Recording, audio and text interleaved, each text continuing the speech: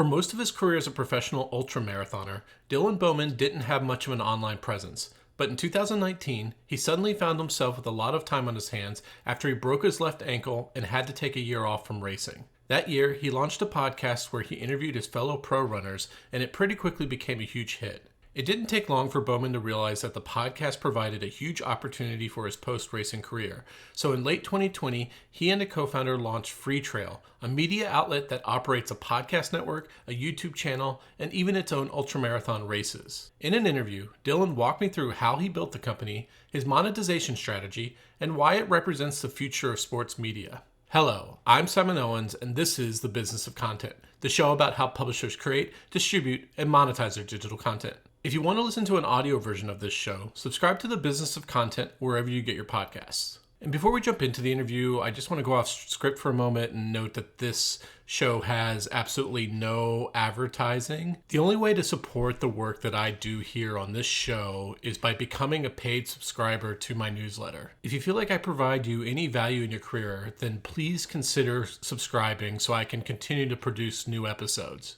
Subscribing gets you access to my full archive of case studies, and you also get to book a half-hour introductory call with me. Go to simonowens.substack.com. That's simonowens.substack.com. Or just Google the word Simon Owens and newsletter. Okay, on to my interview with Dylan. Hey Dylan, thanks for joining us. Simon, thanks so much for having me. So before we jump into talking about the media company you run, let's start with your background in running. How did you become a competitive runner? So my story is a little bit non-traditional. Most of the guys and gals that I compete against professionally came from a road and track racing background, oftentimes collegiately, Division I, etc. I actually was a lacrosse player growing up, among many other team sports. Ended up falling into running post-collegiately. I was a period of my life where I was a little bit lost. My lacrosse career had sort of come to a close at that point, and I was sort of looking for what was next. And I was living in Aspen, Colorado at the time, started running just to stay fit. Because I was living in the mountains, I started running trails. Before I knew it, I was signing up for races. And yeah, that's been a 15-year journey. I eventually started racing professionally, started discovering that I had a talent for it, and I've been doing it ever since. It's been an amazing journey. And you specifically do trail running, which is different from like normal racing. Can you talk about the differences there? Yeah, and I think this is important for the audience. So, obviously people know about the Boston Marathon, the New York City Marathon. A lot of people now are learning about races like the Leadville 100, the Western States 100. I was just in Europe last week for the Ultra du Mont Blanc, which is, the world's biggest race, 100-mile circumnavigation of Mont Blanc. So trail running really is like my bread and butter, and it's one of the fastest growing sports in the world. I think is important to know, especially as we go into the media part of the conversation. I just recognize that this is a really special sport, and there's a really different energy as it compares to road racing or triathlon or cycling or any other endurance sport. Trail running is really special. And because I had spent so much time within the culture, within the community, I started to recognize, hey, there's maybe an opportunity for me to sort of help out in the media side of the industry, to help storytell, to help sort of perpetuate this culture, this community to a wider audience. And whenever I hear about trail runs, it's always some kind of ultra marathon. Is that what they tend to be, is like longer runs? Yeah, I mean, without getting too into the weeds, in the US, ultramarathon running and trail running are sort of synonymous. When you go over to Europe, they are much more open-minded to shorter distance racing, and that's sort of translating into the American trail running consciousness more and more now. And I think that's a major opportunity for the sport, and something that we try to do with my company, with Freetrail, is to really dissociate those two things. Like, but obviously, why did they get associated in the first place? I don't understand. Because of races like the Leadville 100 and the Western States 100, like those are the oldest races that are trail oriented in the United States. And those were really the races that spoke to me in my early introduction to the sport as well. And so I'm very much ultramarathon oriented too. But as I think about the sport and its opportunity to touch people's lives and grow both domestically and internationally, obviously there's many fewer people who are open-minded to the idea of running a 100-mile race through the mountains as there are people who would maybe run a 10K or a half marathon or maybe up to a marathon distance race on trail or in off-road terrain. And so I think that's really a big opportunity for the sport, is to, sort of make sure those two things aren't necessarily, totally linked together, the ultra marathon distances and trail running in general, because shorter distance trail running is also just a really amazing, burgeoning part of this segment of running in general. And other than the longer distance, how is the training different for trail running compared to regular running? I mean, it's sort of intuitive, but when you run off road, there's a lot of different sort of agility that's necessary. There's a lot of different skills that you have to develop just in terms of like running uphill and downhill.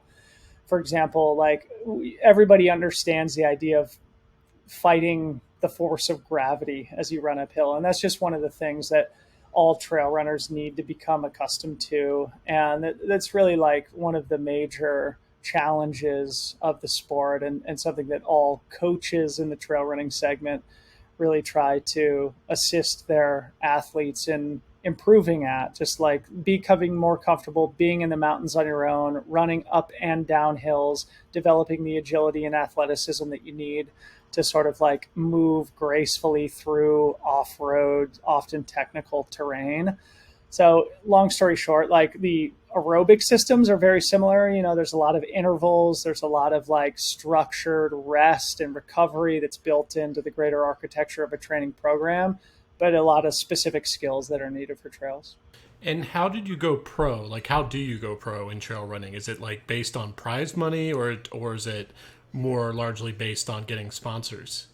Mostly sponsors, but more and more prize money is becoming part of that equation. Ever since I've been in the sport, sponsors have been what professionals have relied on mostly for their income. And, still to this day, the biggest races in the world don't offer significant prize money. So, for example, the last couple of weeks, we've seen the Ultra Trail de Mont Blanc, which I just mentioned, which is basically the default world championship for trail running, occur over in France. The winner of that race received 10,000 euros, so not a significant sum of money.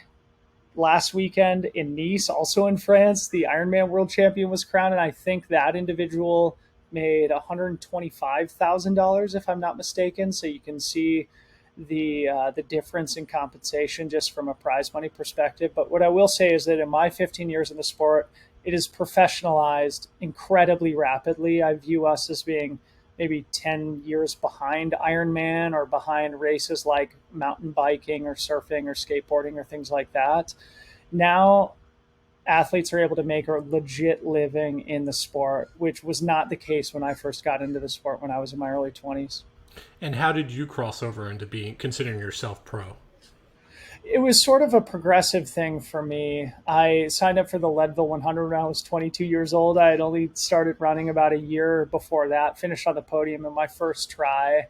And at that point, it was very much just a curiosity thing for me. But once I finished on the podium, the spark was lit of like, maybe I have some talent for this. Maybe it's something I want to pursue. And maybe something we'll touch on a little bit later too, and something I've mentioned already. But the community element of the sport is really special. Like getting connected with trail runners and with the greater, broader national and international trail running community. Like all my best friends now are people I've met within the sport. And so it became very easy for me once I had established myself and developed like a little bit of early success, got a little bit of recognition and support from brands. And then over the course of time, the sport has just been on this rocket ship up into the right trajectory. And so I've been able to ride that wave of growth and professionalization in my own career and sort of build a career within the sport that way. But it's been sort of progressive.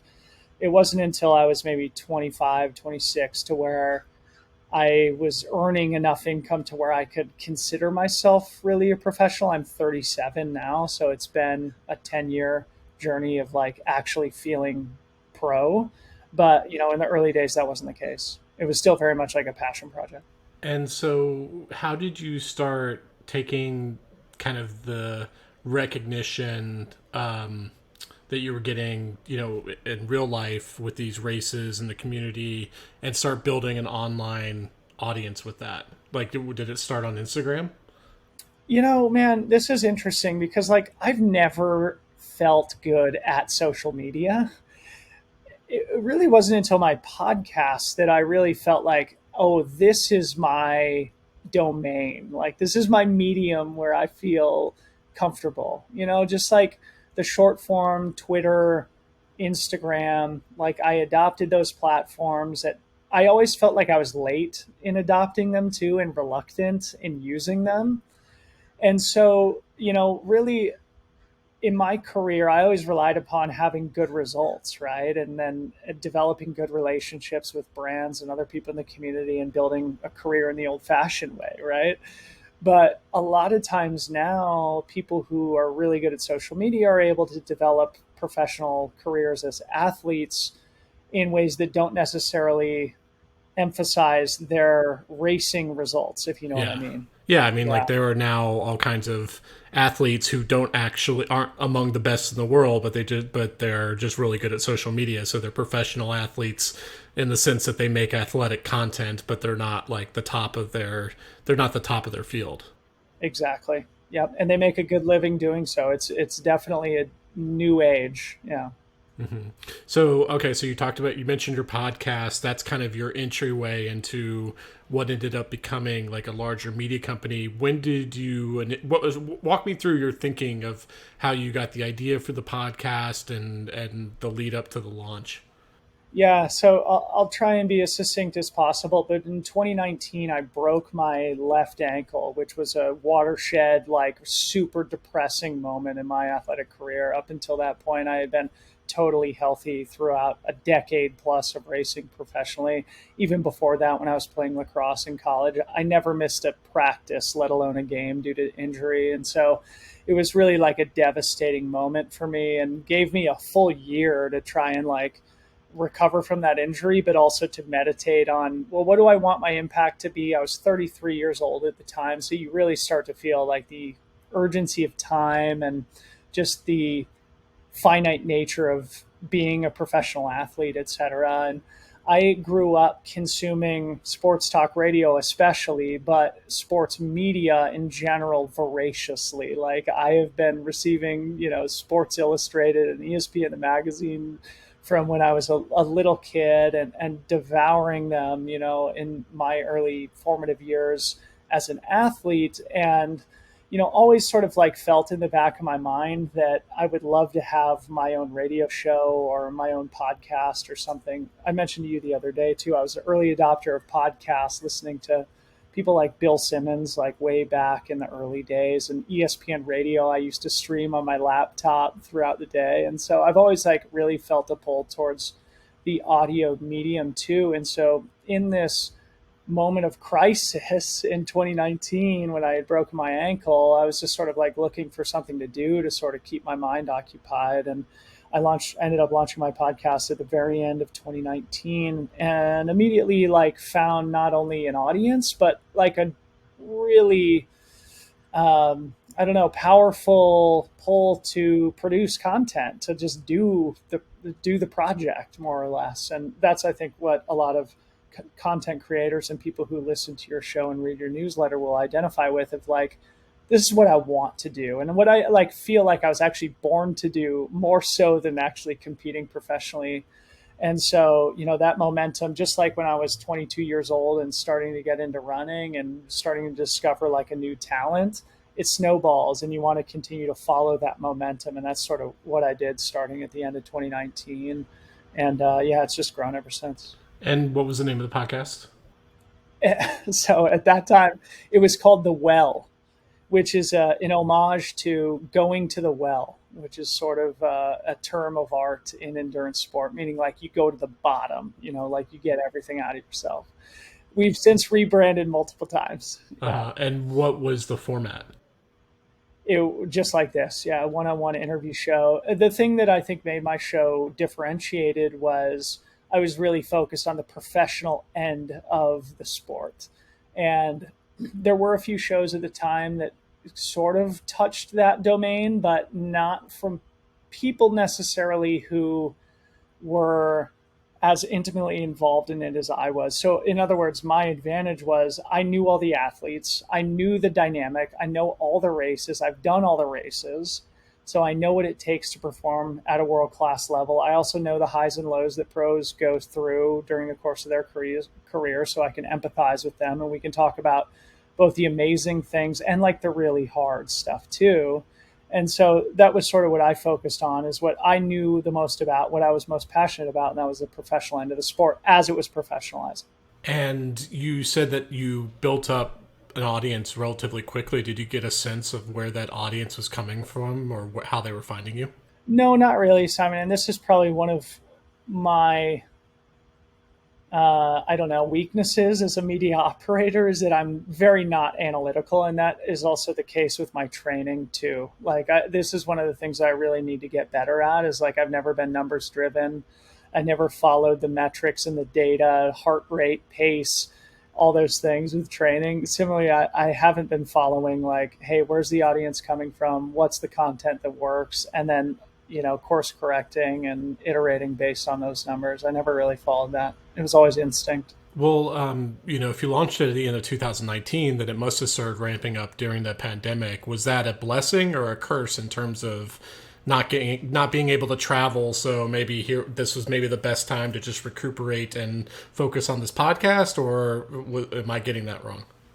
No, yeah, it was probably both, right? Like the sport kind of came to a screeching halt, so there wasn't a lot to talk about. But yeah, I also had a lot of time to really just pour energy and effort into this new project. And at around that time too, I came to be connected with my now business partner, a guy named Ryan Thrower, who does all of like the real creative elements of our business, which is now called Freetrail. So he produces my podcast. We now have a number of other podcasts within our sort of network of media on the audio side. He also makes a lot of beautiful videos that can be both short form and feature length documentaries. He's a great photographer. He does our graphic design. And so once the two of us got connected, which was during the pandemic, as you mentioned, we had time on our hands. We had a lot of ambition. We had a lot of enthusiasm about this new project. And our skill sets were so different and we complemented each other so well that we just really hit the gas, and we just really felt that sense of like, we have opportunity here, and we've been chasing that ever since. And prior to meeting him, were you monetizing the podcast at all, or did that not come until later? No, not at all. And I was actually like religiously against monetizing the podcast for a while. And it wasn't until later that I really embraced the idea of, hey, this could actually be a business for me and for us, and that it could be bigger than me, and that it could be something that really delivered a service to the community and the culture that had given so much to me. And yeah, anyway, that was also a progressive thing, like my athletic career was, of like coming around to the idea of like, maybe this could be my thing, and it wasn't until, yeah, really getting connected with him and starting to think bigger, broaden the aperture. Like, it's not just my podcast, it's a number of podcasts, it's a written publishing platform, it's a YouTube platform, we've got fantasy trail running, we've got a coaching service, all these different things started to sprawl out. And it was a progressive thing to come to the conclusion that this could really be something much bigger than just my podcast. And approximately when did you make that decision to expand? Do you remember?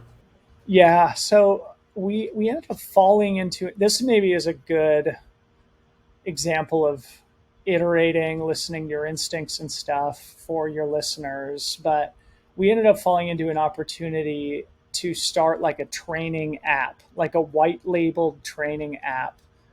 This was probably the end of 2020 leading into 21. So my podcast had been live for probably about a year at this point. And we ended up taking advantage of that opportunity and doing it, and almost immediately it didn't feel right. It didn't feel right to us. Like we didn't really understand immediately why it didn't feel right, but it felt just wrong for what we were trying to present to the world and really what our skills and passions were.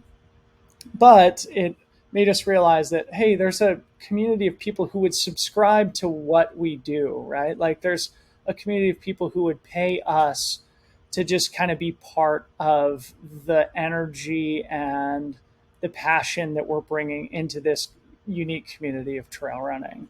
So, anyway, fast forwarding another year and a half, we ended up folding the app and sort of reimagining our subscription product underneath the greater understanding that we're a media company, right? We're not like a training app. We're not a training app, and we're not, coaches in the traditional sense of the word. We're more storytellers. Yeah. And that's when you rebranded?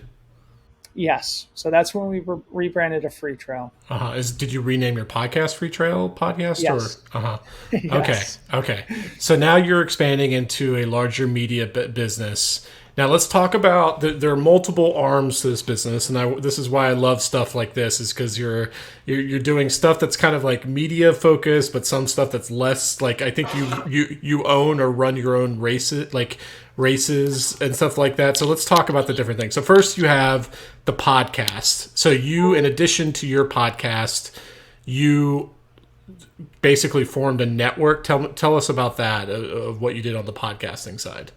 Yeah, so immediately I wanted Freetrail, this new entity, to be bigger than just me and just bigger than our tiny small team. Like I wanted it to be kind of the new media platform that represented this new school element of trail running. And I also viewed myself and our business as being kind of a bridge between the old school and the new school. The old school being very grassroots, very community oriented, and this new school being like super professional, very heavily branded, with a profit motive, profit incentive. In trail running, that community and grassroots element is always going to be super important. And so we felt that we had a unique opportunity based on my experience in the sport, the relationships I'd derived, and just like my passion about the importance and sacred nature of just like that trail culture element that can't be corrupted, that we should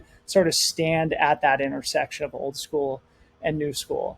And because I wanted us to be bigger than just my podcast, I started thinking about like, well, what else could we do, right? And so the first show that we launched underneath the Freetrail network is a show called Trail Society, which still remains to this day a very popular show that's hosted by three professional female athletes in the sport.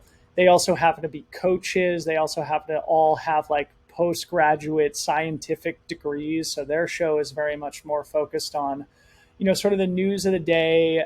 They also talk a lot about like training science and things like that. And then also bring like the really important element of having a female voice.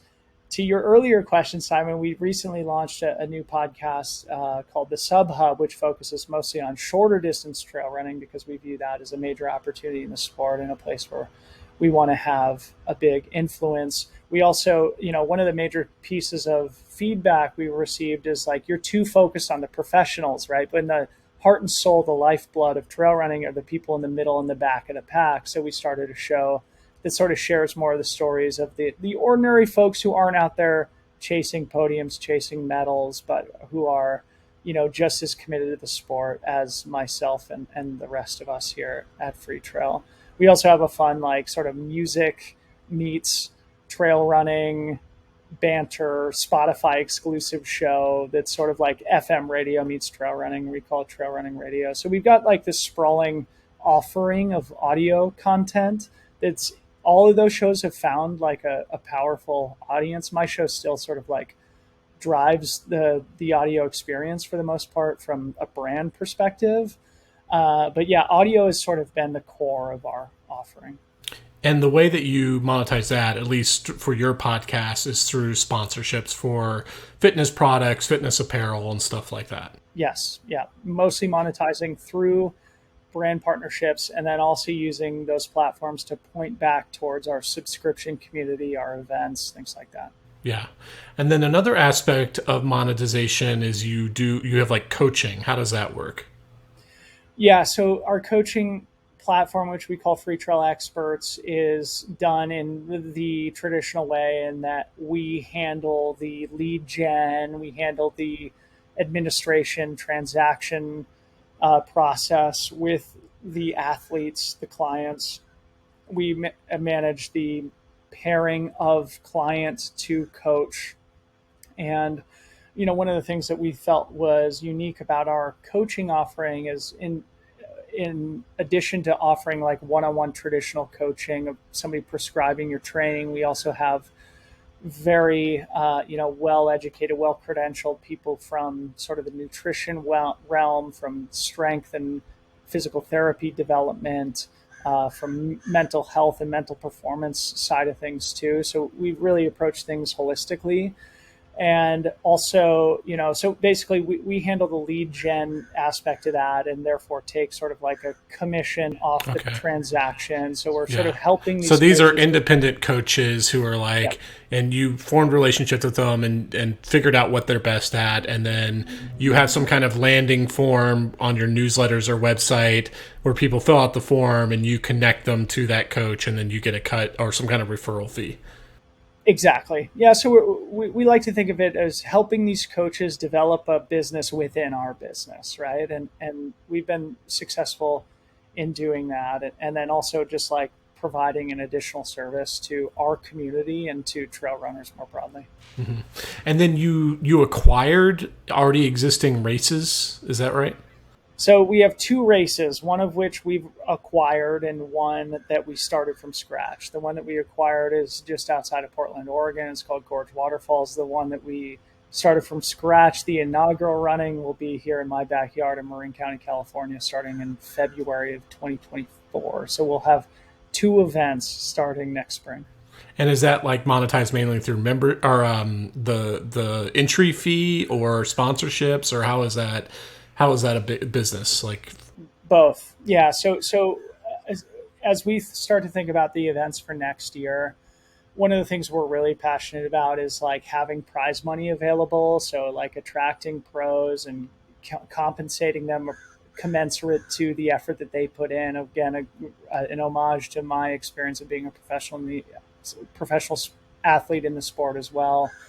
Also, we want to do a lot of storytelling around it. We're looking at doing live streams for both races next year. So both the live stream and the prize purse, those are fairly expensive line items in our events budget. So, looking at engaging partners, sponsors who can help us subsidize those two areas, and so that we can really like rely on the registration fees that the athletes pay to come into our events as being things that are supportive of our business model.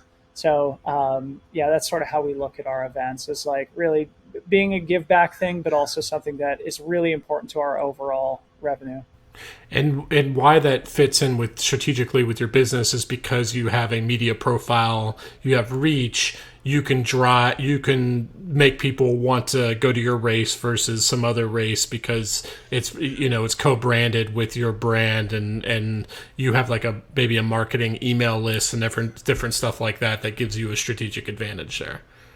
Yeah, exactly. So, I'm an avid listener of your show and of many other sort of like these trade shows, these trade podcasts, and I read all the newsletters too. And, obviously, like the perfect example is Industry Dive just being purchased by Informa, which is an events business, more or less, right? Like they're using that media brand to help be a customer acquisition channel for their events. We sort of view it as the same way, as like, hey, you might as well, with the community and audience that we've developed, there's not there's not an abundant number of ways to monetize in our niche community. Coaching events are two of the most popular ways, and so we want to have exposure to those, and we want to deliver a really special experience to people when they come to our events. And then another like live event that you have is like an award ceremony of some sort.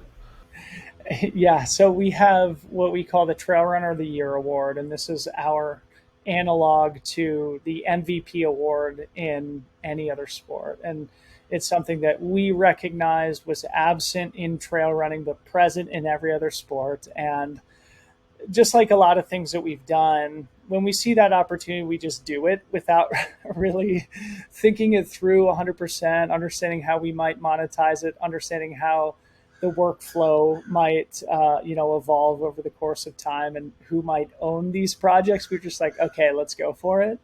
And so this will be our second year sort of awarding the Trail Runner of the Year designation to the top 10 men and women around the world. We have a voting system that will balance out both the professional athletes and the general public. So it's sort of like professional baseball, where both the fans and the pros get say in who the eventual MVP of the world is. And this is something that, again, we just felt like we were in a unique position to do. We had the credibility to do it. We have the relationships to try and create something new and different in the space. And as the sport is rapidly professionalizing, it was something that was needed, quite frankly. And so, for us, it was just like, all right, what do we need to do? Let's go out and execute against it. And so is that like an actual like ceremony that people attend in person? No, not yet, though I would love that to be the case. Again, we had our inaugural Trail Runner of the Year at the end of 2022. This is only year two for us. Eventually, I'd love to have a ceremony like the Bhutan or the Ballon d'Or or something like that in soccer. But we haven't quite gone to that professionalization yet. It's very much digital at this point. Like it's a digital presentation where you announce it, or how is that done? Yeah, I mean, just in a very simple way through social media and newsletter, podcast platforms, just sort of like a rollout over the course of 10 days, counting down from the 10th Trail Runner of the Year to, the people, the men and women who are both recognized to be the best in the world for that year. So that's how we've done it last year. That's how we'll do it this year. And in the future, we'd definitely love to evolve that, professionalize it over time. And is that like monetized, or is that just a way to get earned media? So this year we will monetize it. In fact, we had a conversation today with a brand who's very interested in that piece of RIP that they can use to sort of bolster their credibility within our community. Last year we did not have a sponsor. And again, going back to what I said just a second ago, that's always been how we've operated, is like, hey, this should exist. We want to be the people that do it. Let's do it. And monetization and how do we actually make this all work from a budget perspective has always been an afterthought for us, both to our benefit and our detriment. Mm-hmm. And then another aspect that you do is like a membership. How does that work? Yeah, so our membership community is probably the thing we're most proud of, or the thing that brings us the most satisfaction. If you think about media companies in today's day and age, whether it's, the big brands like Outside or, the smaller Substack writers like yourself, and I'm a proud subscriber to the Business of Content. And thank you for all the work that you do.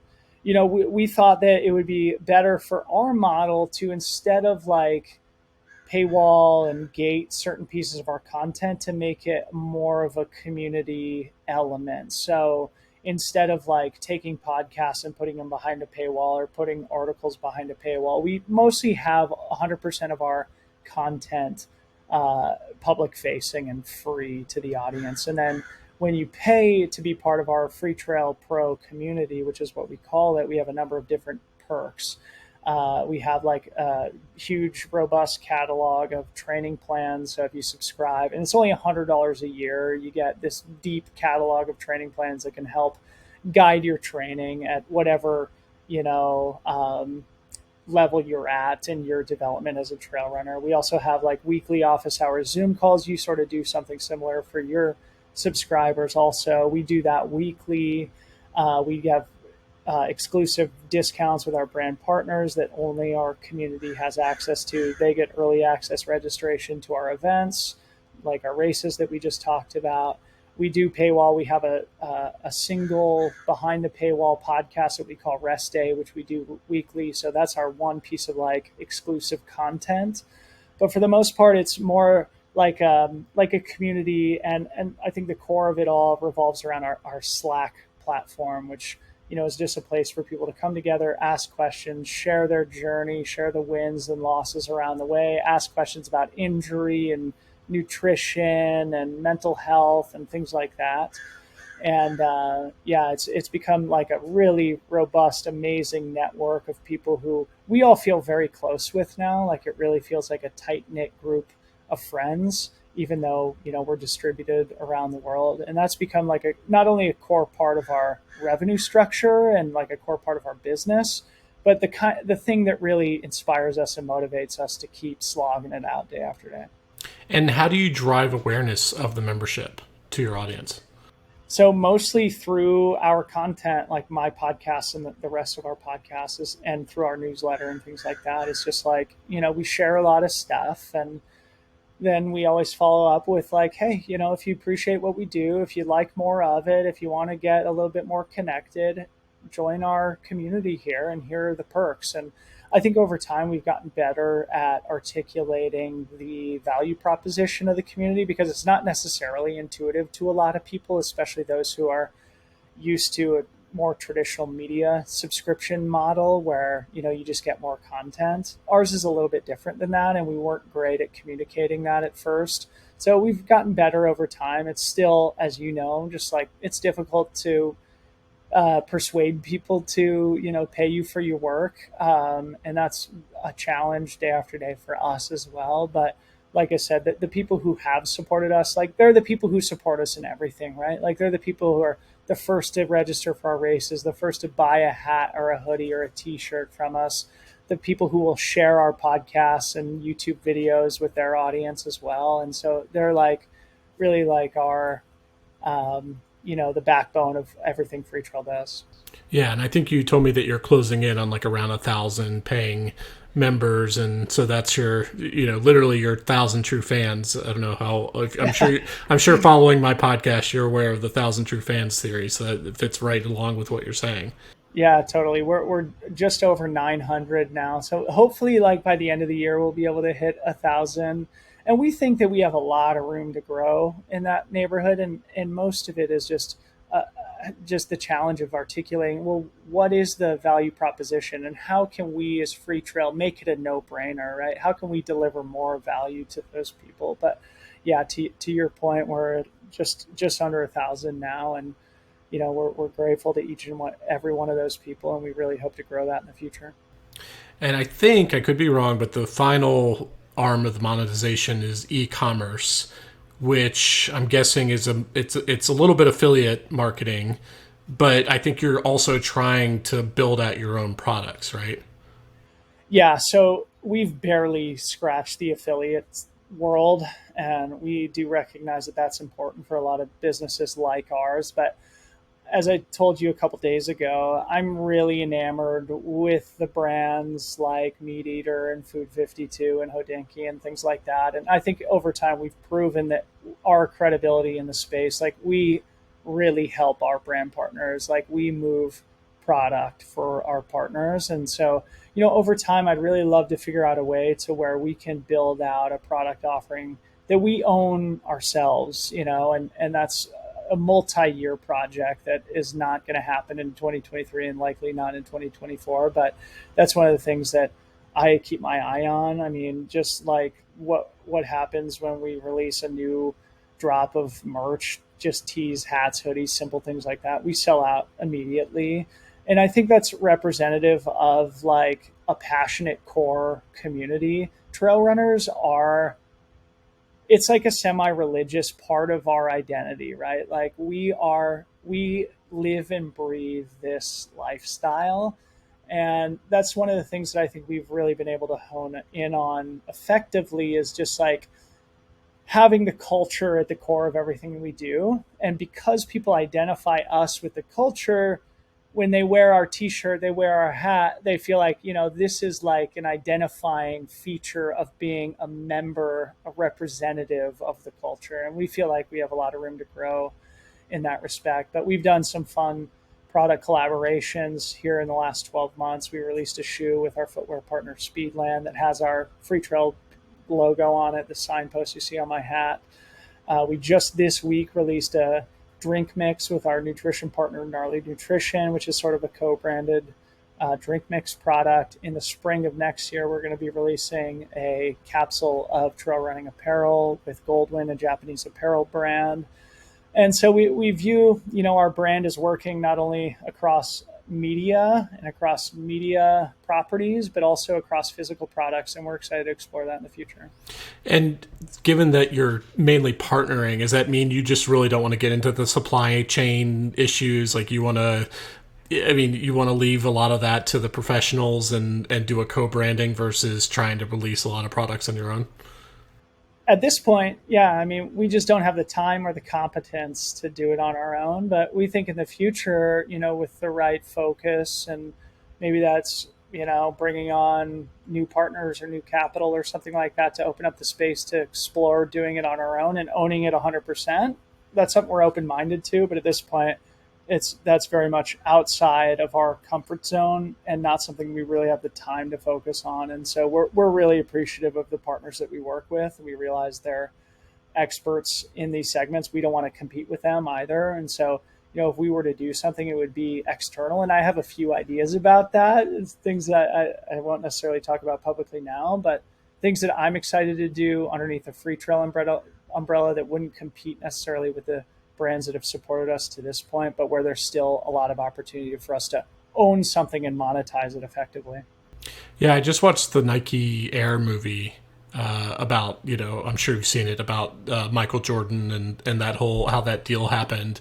Do you think the next generation of sports apparel companies are flipping the script, and it's, instead of it being an apparel company that then goes out and finds stars, they make you create the audience first and then launch the product around that? 100%. I think this is a macro trend that is only going to accelerate, in that, in the same way that you found your niche as an individual creator, and this is something that I'm sensitive to, self-conscious about with Freetrail, is like, I've intentionally made it like a brand bigger than me, when it would probably be easier for me to just do sort of like the individual creator path.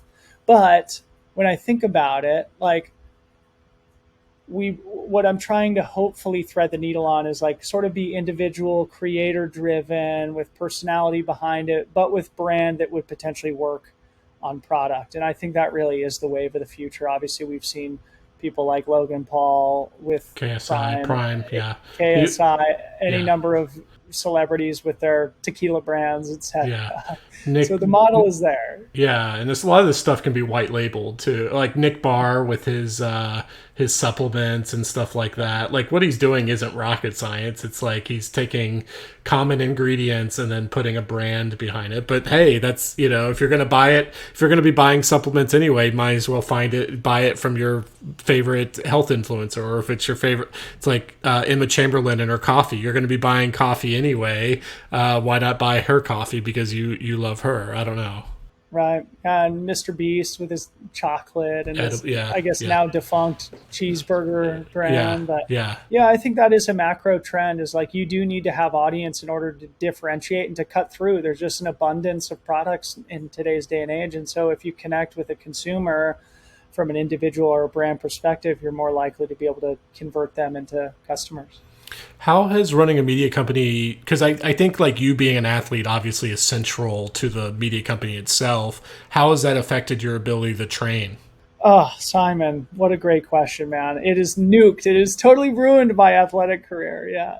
It's hard for me, man. It really is. Like last week, we were at UTMB, like I just mentioned, in France. We were doing a full week of content. We had a daily show every morning. We did a lot of pre and post race interviews with the pro athletes, and it was a huge success for us as a company. But for like 2 hours every day, I was just consumed with sadness that I've just sort of like sacrificed my entire athletic career in order to pursue this. But at the same time, man, I love this business. I love this industry. I'm 37, so long term, like this is the future for me. I really do feel like we're contributing a lot to our community, and there's just a lot of opportunity that we can capitalize on, and that gives me a lot of enthusiasm to continue pursuing the path. And as a 37-year-old, looking back to when I was 22, really sort of being focused as an athlete, man, I am chasing this sort of media business with the same energy, the same enthusiasm, the same level of discipline that I was my own athletic career.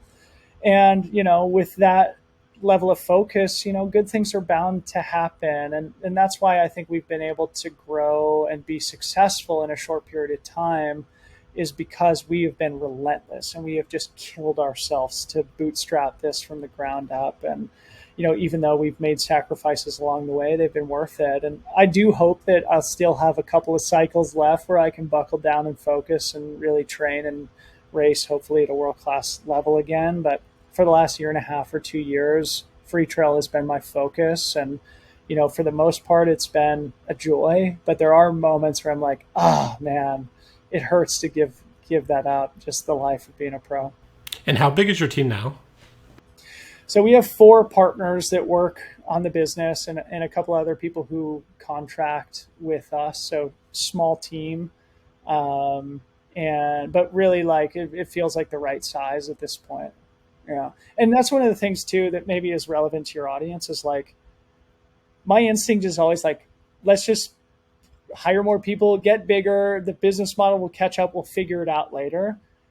I've learned now that, like, okay, you need to slow down. Like, you need to, like, let this thing grow and mature on its own, like at its own pace, and not try and force it, and not like bring on more people that you need, because ultimately that really constrains your ability to operate from a cash flow perspective and sort of keep everybody happy.